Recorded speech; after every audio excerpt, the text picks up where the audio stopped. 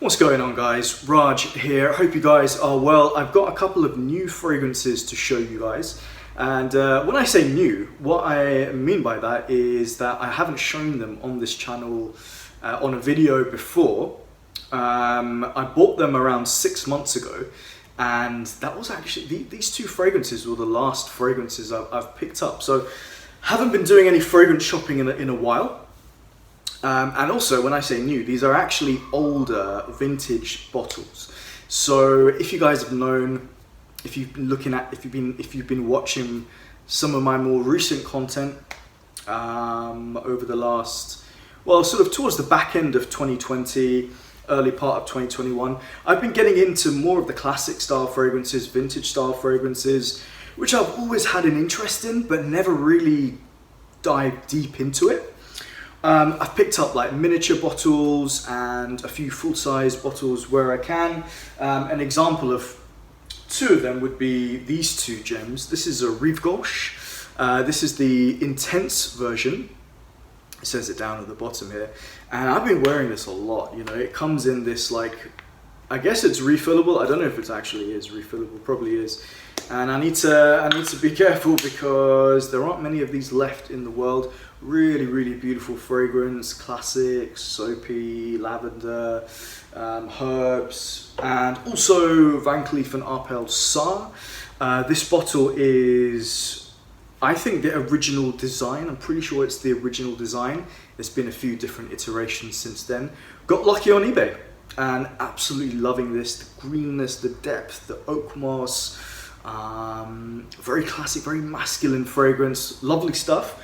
So yeah, if you want to have a look back at some or all of the videos I've done of haul videos, I'll leave a link down below to a playlist where you can just watch all the stuff that I've picked up and me sharing that with you.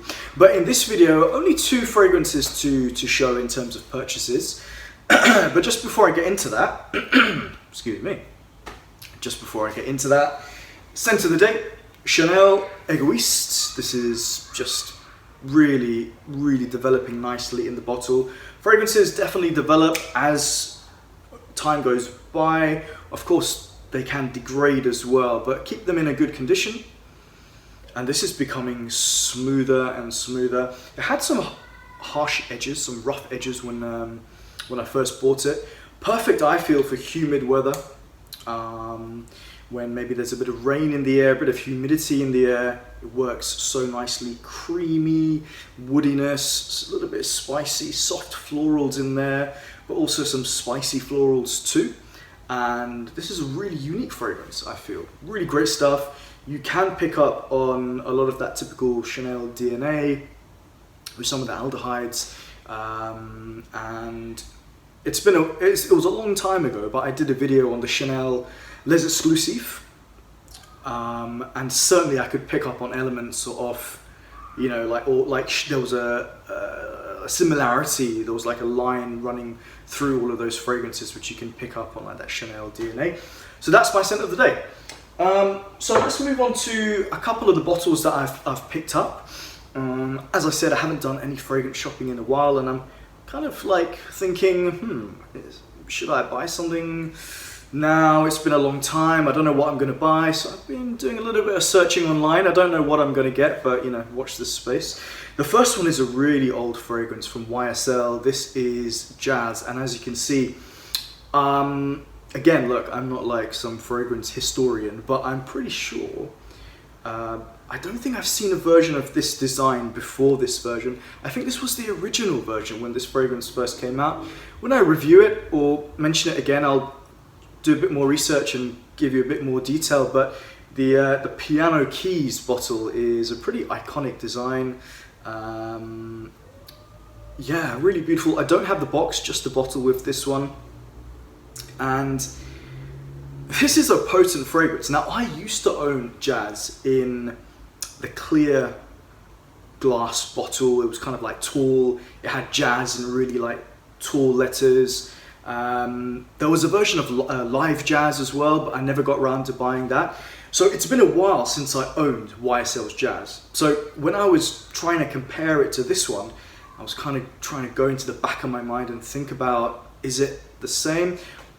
I think this is quite different. For those of you who have both versions, let me know, what do you think? I mean, this one, I find it a lot more spicier, much more depth, heavy. It's a very heavy fragrance. There's no light qualities to this. There's no uplifting citruses. There's no light green grassiness to make this a little bit more lighter. It's very heavy. Spices, like warm nutmeggy spices.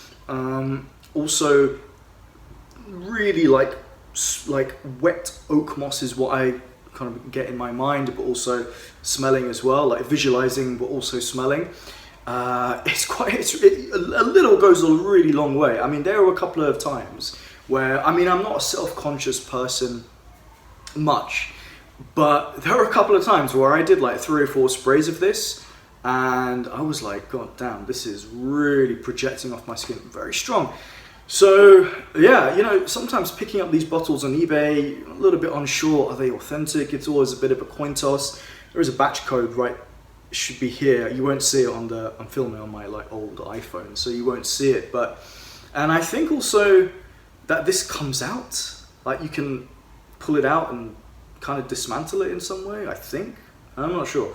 I'm not gonna try, but yeah, really beautiful fragrance. Let me know if you've got your nose on this or if you own this version or any of the other versions. I think it was later on released in the square bottles, the La Collection bottles. Don't know what's going on with YSL nowadays. I mean, there's like 10,000 versions of La Nuit d'Alarme and all of these. They've got Y as their new ones. Nothing really memorable to me. I mean, La Nuit d'Alarme is quite nice, but when you think about Opium, which is still around to be fair, but you know, Rive Gauche discontinued, YSL Boucheron, M7, Jazz, it's like, you know, who even are YSL nowadays? But anyway, moving on to the next one. And, you know, I mentioned that buying vintage fragrances, and I'm not an expert in this at all.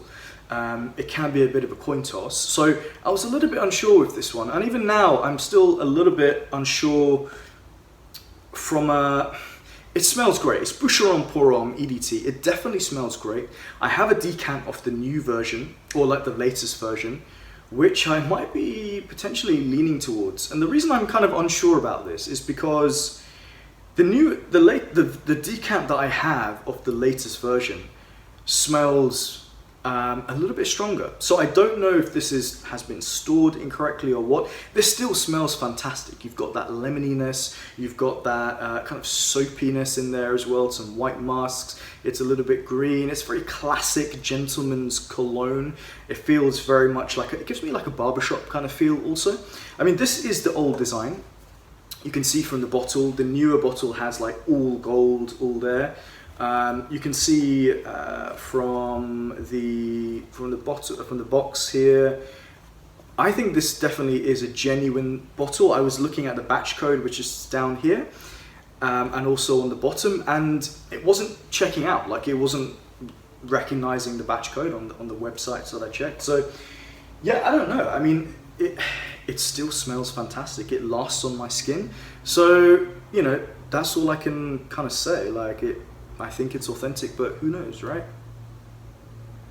Yeah, it really does remind me of going to like a barbershop. I used to, a long time ago, go to a Turkish barber's, and they would spray on this like lemon cologne. There's a bit of like talcum powder in the air as well. People getting like hot shaves, and it reminds me of that. Nothing too fancy in here. It's actually quite a kind of basic fragrance in many ways, but you know what? Something stripped back, and nothing too loud and nothing too I'm trying to figure out the word, like a little bit inconspicuous with your fragrance is never a bad thing.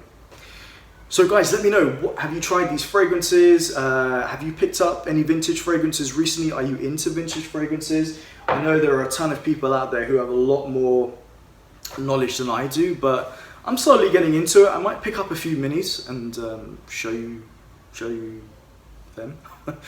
But yeah, as I said, yeah, good to be back. Just filming this on my iPhone. Haven't got around to dusting off my normal camera and lighting and microphone. I can't really be bothered, to be honest. So I think I might just continue like this for a while. In terms of future content, I did say that I was going to do these videos a while ago, but I want to actually commit to them now. There's a few fragrances that I've been wearing recently. Not Bellamy, it is Hermes. Equipage. So I'm going to do a comparison between Equipage and Equipage Geranium.